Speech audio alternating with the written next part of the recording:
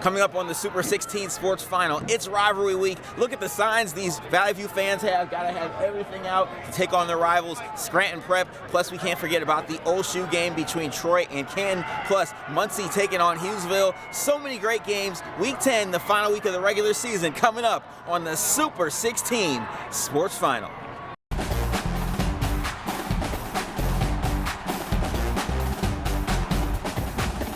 The Super 16 Sports Final.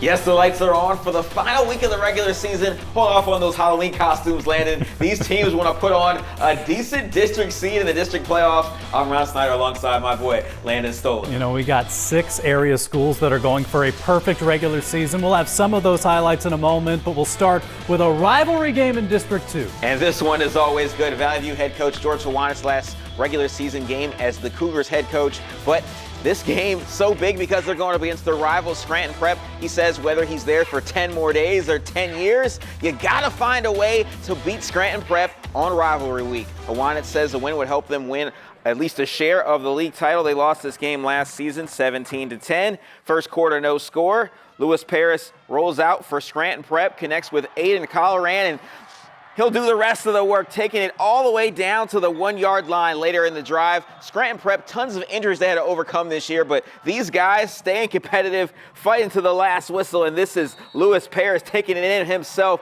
to make it 7-0 Scranton Prep. Ensuing drive for Valley View, this man is always dangerous. He don't just work 9 to 5, he works between the tackles and outside too. Far side of the field for the big gain. Connor Hilling passes 1,000 yards for the season and picks up the first down. Later in the drive, going forward on 4th down. Yeah, you got to do that on rivalry week. Hawanit's up the middle, but he is chopped down just short, so Valley View turns the ball over on downs. In the second quarter, the defense holds and they get the ball back. Hawanitz and company ready to go back to work, and this time, you know who he's throwing to. Dialing up Tahi Jewell. That's a gem for the touchdown. Valley View with a late 79-yard touchdown to Dominique Nemo to come back to win this game, 22-16. Cougars win the division title. Hazleton Area closing out the season against Berwick. First possession for Berwick. They have the ball and they give it up to Matthew Bookman on the sweep, but he is tracked down by the defensive end, Rowan Slobinski.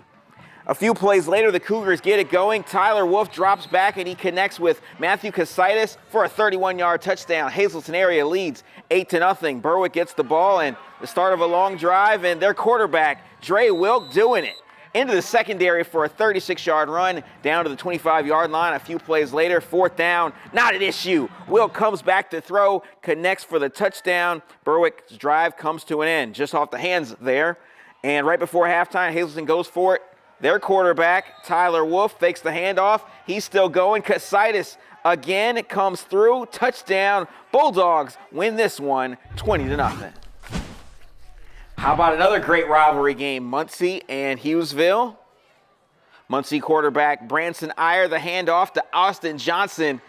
They ran the ball in the past, and they still got it this season, 7-0 Muncy. Second quarter, Hughesville with something to say about that. Luke Kaiser connects with Angelo Farino, and he's forced out, so they have to settle for a field goal to trim the lead to 7-3. Muncy this time. Oh, they fumble the football. Hughesville says, you draw it up, we shut it down, and then Aiden Barlett, the scoop and score for the touchdown to tie the game up at 9. Muncy's Branson Iyer back to pass. Thanksgiving coming up, so you got to connect with a family member, Ross Iyer, his cousin, down to the 32-yard line. Muncy back to work, and Iyer worked so hard this summer on the passing game. So much chemistry on this team, but he's like, I'll keep it myself. A 20-yard touchdown. Muncy wins this one, 42-16. Well, just a short drive away, the 2022 version of the Battle of the Bridge. 5th-ranked Loyalsock hosting their rivals, Montoursville. The Lancers are enjoying an 8-1 season so far, but they haven't beaten the Warriors since 2017. Montoursville has won 6 straight meetings, including 2 straight playoff games. So would this be the year the Lancers turn the tide in the Battle of the Bridge?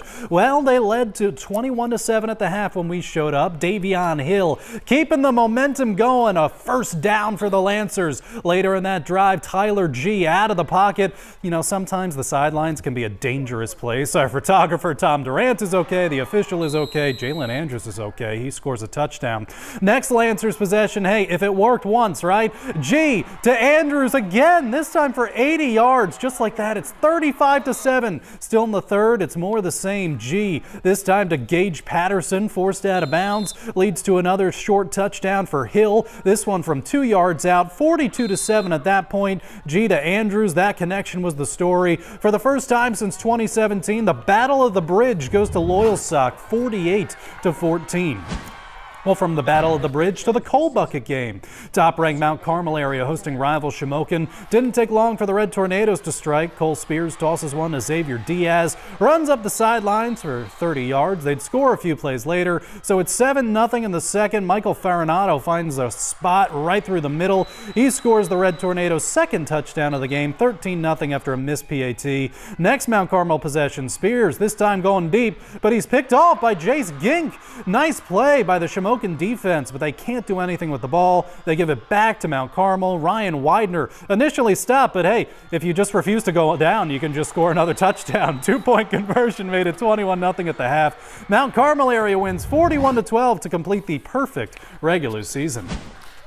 Back to District 2 for another rivalry game. Wyoming Area, Pittston Area, and the Patriots took control of this one early on. Harry Puglisi breaks away. Pittston Area driving early on. A couple of plays later, Drew DeLuca rolling out to his right. He hits Kevin Lockett for the touchdown. Pittston Area takes a 7-0 lead. Ensuing Warriors possession. They're trying to get something going, and this is not what they were trying to get going. That is a fumble. Anthony Sensetti falls on it. Patriots get the turnover, and on the very next play, it's DeLuca to Lockett again, one more time going deep. Another touchdown for the home team. Still in the first quarter, Pittston just pouring it on. DeLuca finds Rob Barberi, 19-0 in a blink of an eye. Not much to put in for the Warriors. This was all Patriots. Pittston Area shuts out Wyoming Area, 35-0.